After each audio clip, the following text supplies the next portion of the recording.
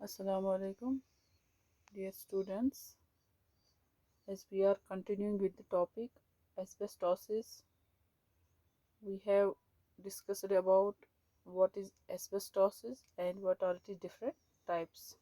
Now we are taking the symptoms of this disease.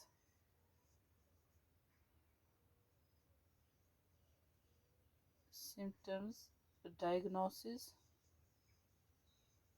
and treatment of this disease. So first of all, we will see what are the different symptoms of this disease.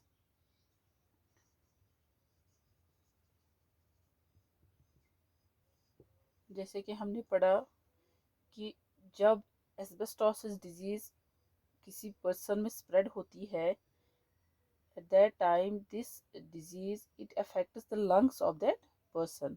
जो ये asbestosis है ये हमारी lungs को damage करती है, जो हमारी लंग्स में जो एयर सैक्स है और we can say the alveoli, ठीक है, उन एल्वियोलाई को वो डैमेज कर देती है हमारे लंग्स में एंड दस अफेक्ट्स ब्रीदिंग प्रोसेस, जो ब्रीदिंग प्रोसेस होती है उसको वो अफेक्ट करती है, क्योंकि जब एयर सैक्स ही डैमेज हो गए दैट मीन जो ब्रीदिंग प्रोसेस है वो भी अफेक्ट होती है. जो पर्सन जो अफेक्ट हुआ है इस डिजीज़ से, इस एस्बेस्टोसिस से, उसमें ब्रेथलेसनेस आ जाती है because of this disease.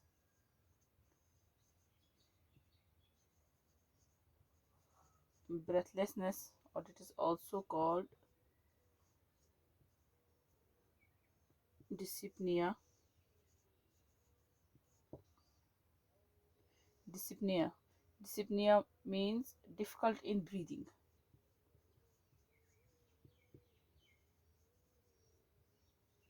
Difficult in breathing. That means वहाँ पर उसकी ऑक्सीजन कैरिंग कैपेसिटी जो लंग्स की होती है वो उसकी कम हो जाती है. ठीक है, तो जो सिम्टम्स रहते हैं इस डिजीज़ के दैट इज़ ब्रेथलेसनेस होती है. ठीक है, इसी तरह जो है ड्राई कफ,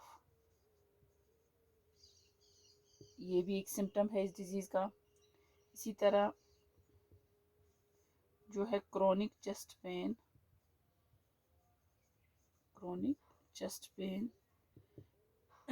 तो ये भी सिम्टम है. तो दैट मीन्स यहाँ पर देखना कि जो जब एस्बेस्टोसिस हमारे लंग्स को अफेक्ट करती है तो ब्रेथलेसनेस होती है, ड्राई कफ होता है, क्रोनिक चेस्ट पेन रहता है. तो these symptoms occurs in this very disease. ठीक है, तो अब हम देखेंगे डायग्नोसिस.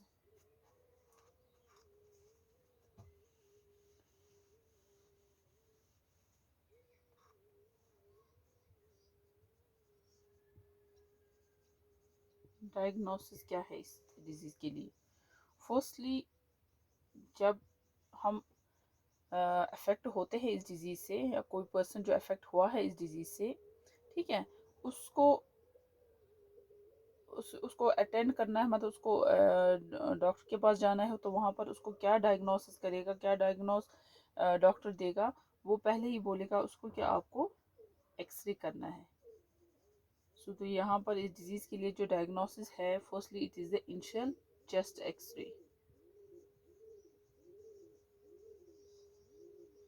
ठीक है, उसको चेस्ट एक्सरे करना है.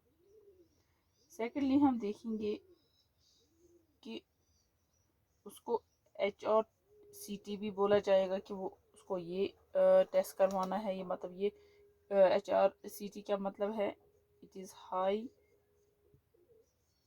Resolution CT scan.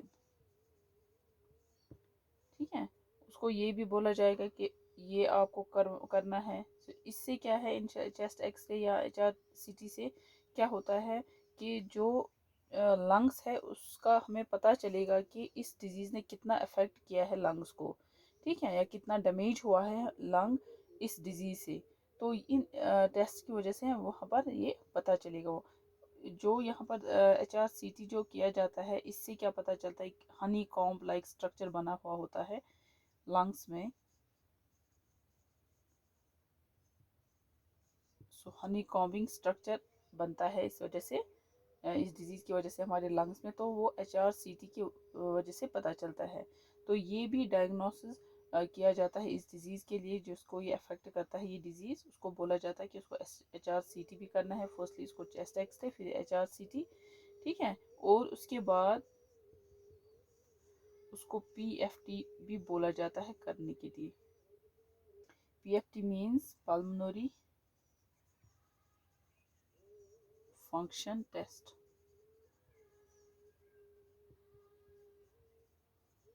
Pulmonary function test, that means ये देखा जाएगा कि कितना फंक्शन कर रहा है पल्मोनरी, तो वो इस टेस्ट से पता चलता है। तो होली यहाँ पर हम देखेंगे कि इनसे हमें देखना है कि डैमेज जो लंग हुआ है, ठीक है, या हमारे एयर से जो डैमेज हुए हैं वो कितने हद तक वो डैमेज हुआ है, तो इन टेस्ट से वो पता चलता है। अब हम देखेंगे ट्रीटमेंट।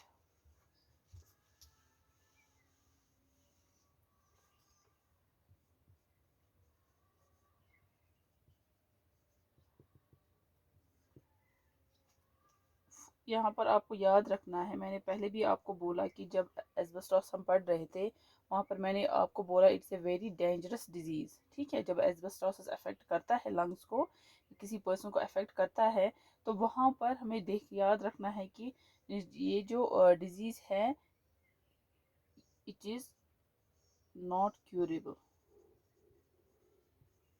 और ऐसे भी हम बोल सकते हैं कि इट इज़ नॉट रिवर्सिबल, ठीक है। एक बार इसने अफेक्ट किया हमारे लंग्स को, डैमेज किया हमारे लंग्स को, दैट मीन्स वहाँ पर लंग्स जो है वो रिवर्स पोजीशन पे नहीं आ सकते, पहले पोजीशन पे नहीं आ सकते हैं।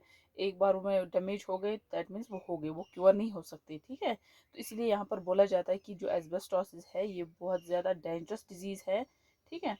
तो ये डिजीज़, इसके लिए ट्रीटमेंट पहले ही हम बोलेंगे कि there is no treatment for this disease,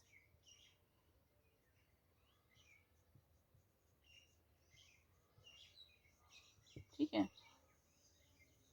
treatment इसका नहीं है, क्योंकि जब ये डिज़ीज़ रिवर्स ही नहीं होती है, या ये जो एक बार डैमेज करती है लंग्स को, जब वो लंग्स ठीक ही नहीं होते, दैट मीन्स इसके लिए कोई ट्रीटमेंट ही नहीं है, ठीक है। तो सपोर्टिव ट्रीटमेंट हम दे सकते हैं, दैट मीन्स अगर किसी पेशेंट को हम देखेंगे सपोर्टिव ट्रीटमेंट, किसी पेशेंट को हम देखेंगे उसकी कंडीशन बहुत ज़्यादा ख़राब है, ठीक है, हम ये नहीं बोलेंगे कि उसको हम पहले पोजीशन पर मतलब लाएंगे कि उसके लंग्स जो है वो पहले पोजीशन पर आएंगे, नहीं आ सकते, क्योंकि ये जो है ये क्योरेबल नहीं है ये डिज़ीज़।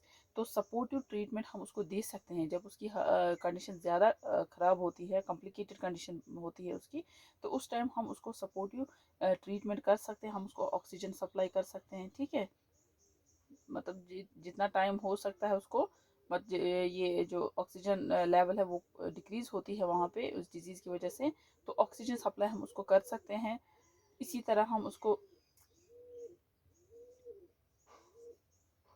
सेकेंडली हम उसको न्यूमोकोकल वैक्सीन कर सकते हैं, ये वैक्सीन दिया जाता है, ठीक है। तो ये भी सपोर्टिव ट्रीटमेंट है इसके लिए, इस पेशेंट के लिए। इसी तरह एनुअल इन्फ्लुएंजा वैक्सीन,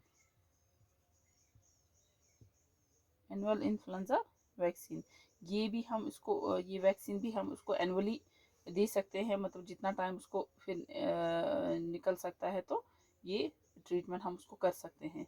लेकिन हम उसको ठीक नहीं कर सकते, यानी कि ये डिजीज़ उसको स्प्रेड हुई है, उसकी बॉडी में स्प्रेड हुई है, दैट मीन्स ये हम उसको रिवर्स नहीं कर सकते, ये डिजीज़ हम उसको ये क्योर नहीं कर सकते, इसीलिए हम यहाँ पर बोलते हैं कि ये रिवर्सिबल नहीं है, ठीक है, इट इज़ एन इरिवर्सिबल। इसी तरह हम उसको सपोर्टिव ट्रीटमेंट में हमें देखना है उसको स्मोकिंग अगर वो करता है तो स्मोकिंग सिजेशन करना है, that means caseation here means कि उसको स्टॉप करना है स्मोकिंग, तभी वो थोड़ा जो टाइम है वो उसको निकल सकता है। अगर वो स्मोकिंग क्विट नहीं करेगा तो there is more chances of lung cancer in such patient. ठीक है, उसको जल्दी से फिर लंग कैंसर भी उसी के साथ हो जाएगा। उसको कुछ टाइम निकल सकता है, ऐसे उसको कुछ टाइम निकल सकता है, चाहे 2 साल, 5 साल, 10 साल, 20 साल। लेकिन अगर उसने सीजेशन, स्मोकिंग सीजेशन नहीं किया, उसको जल्दी से लंग कैंसर हो सकता है और वो उसकी डेथ हो सकती है।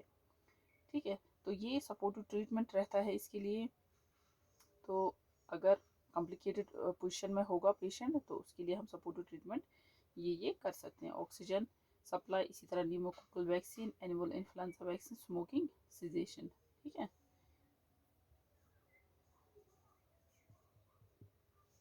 so this is about the symptoms, diagnosis and treatment of this disease of asbestosis।